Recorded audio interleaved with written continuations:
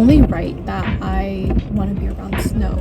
And now that it's like come this year, I feel so happy. And I knew that I did not want to stay cooped up in a house, even though there's a snowstorm warning. But really though, none of the snow is sticking. The floor is just wet as if it's like raining. But even then, the rain has been like way worse than right now. I really want to go to a park and kind of just sit there in the snow, but I did park in a parking lot earlier and just had my door open and just chill. I had my head kind of out. I just didn't want anyone to think that I was being kind of weird, just sitting there like in the snow doing nothing. But I did bring my journal and I feel like I could journal. I'm just driving around Georgia having a little ball because I'm just so happy to even see the snow right now. I wish you knew how happy it made me.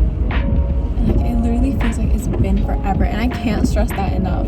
I wish that Luna was here. She's our dog, and she's like in Delaware with my parents and brother.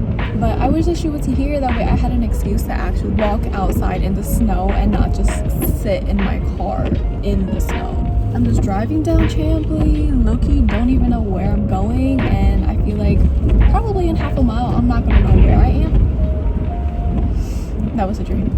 I used to like giggle at my sister for like talking to herself and stuff, and like she does voice memos a lot, and this is my version. Even though I'm just like talking to my camera, it feels nice because it's almost like I'm talking to someone. I don't know where I am right now, but I see a Home Goods and a Five Below, and I think I'm gonna stop in there. When I went into Five Belows recently, I saw these matching dog and owner socks, and I wanted to get that for my mom, but she never wears socks. My dad don't wear them either. Like my brother wears like the high ones.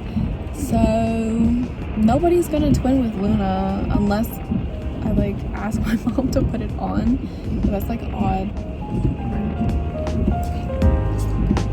Hey guys, I'm a bit awkward, but I wanted to get a video of me in the snow.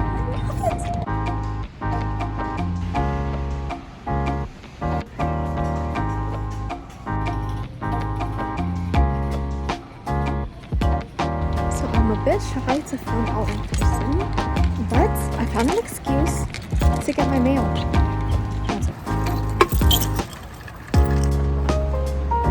Oh, in the snow. So pretty. I love it.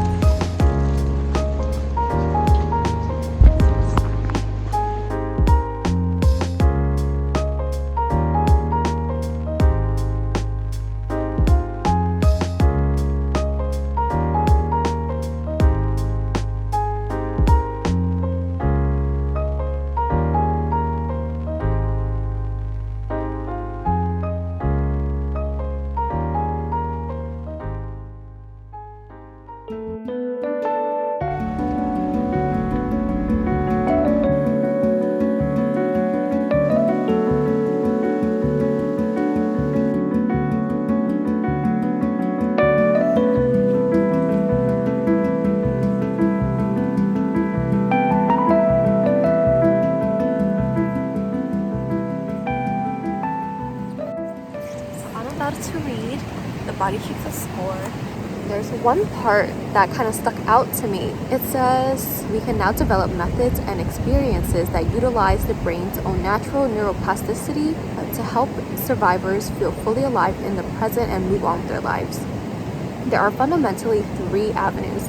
One, top down, by talking, so reconnecting with others and allowing ourselves to know and understand what is going on with us while processing the memories of the trauma.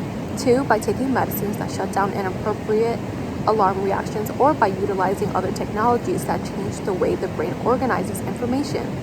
And 3, bottom up, by allowing the body to have experiences that deeply and viscerally contradict the helplessness, rage, or collapse that result from trauma. Which one of these is the best for any particular survivor is an empirical question. Most people I have worked with require a combination.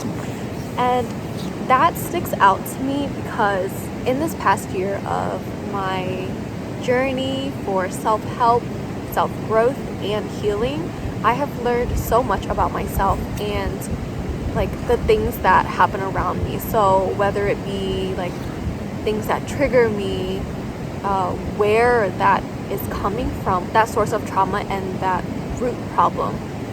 I've also learned things that I myself do because of my unhealed trauma. Ever since I took the time to reflect, I have been able to get rid of those toxic behaviors, those unhealthy behaviors, and just do better. Although I'm not someone that is constantly talking about it or trying to share what works for me or even my journey itself, just taking the time to sit out here today and read this book, it just made me want to like turn my camera on and just talk about it for a second. This has been a super crazy year, and I've never shared this before on my YouTube, but the people that are close to me know that I used to battle with depression, and it was extremely, extremely bad. And I hit a low to the point where I told myself, you know what? I know that my family is here in Delaware, but I'm gonna pack up and like move to Georgia, because if I don't move, then it's not gonna get better for me. There are other members of my family that have depression, so it does hurt when you see the people that you love hurting the way that you once did. As much as I try to help them, what works for me is not gonna work for them. I'm a very like action-based person. If you're telling me a problem, 10 out of 10 times I'm gonna sit here and think of the things that, you know, you and I could do together to solve it. That way it's like one less thing that you have to deal with.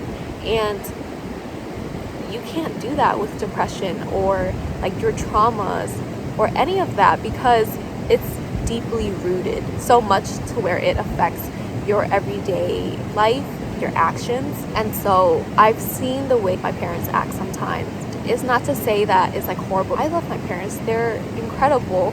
I'm very grateful to have them. But just like anyone in our lives, everyone has their toxic behaviors, their unhealthy behaviors.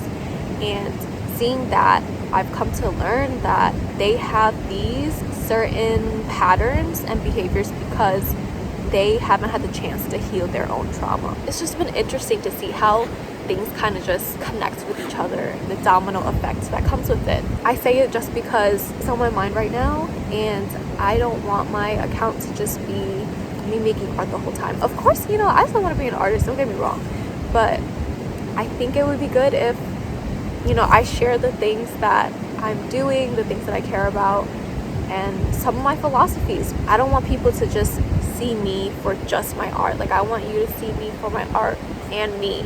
I didn't expect to start rambling today, but I'm really happy that I did. And I'm gonna continue reading this book, and I think in a bit I'm gonna journal. So, and today is the 23rd of 2022.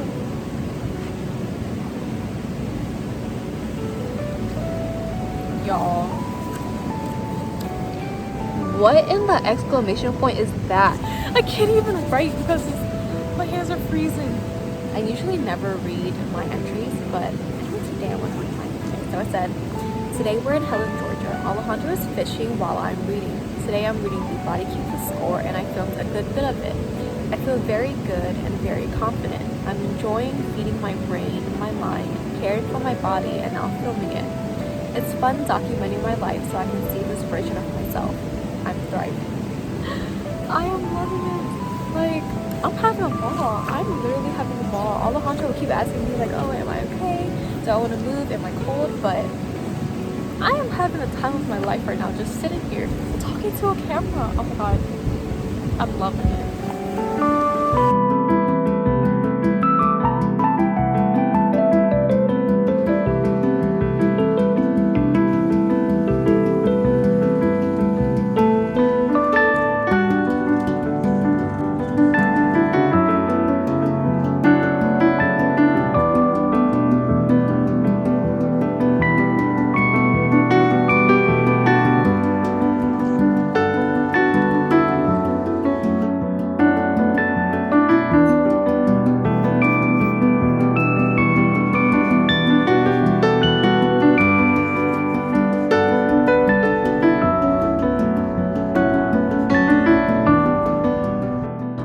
Yeah, you can see it's kind of snowing right now. Like, I can't get it to focus on the snow itself. That's so cool. Y'all, we're in the snow. It's like Wait. day before our anniversary. Yeah. Honestly, like minutes before our anniversary. This is so crazy. Yeah, today is January 28th. It's around Very 11 magical. p.m. And tomorrow, the 29th, is our 5-year anniversary.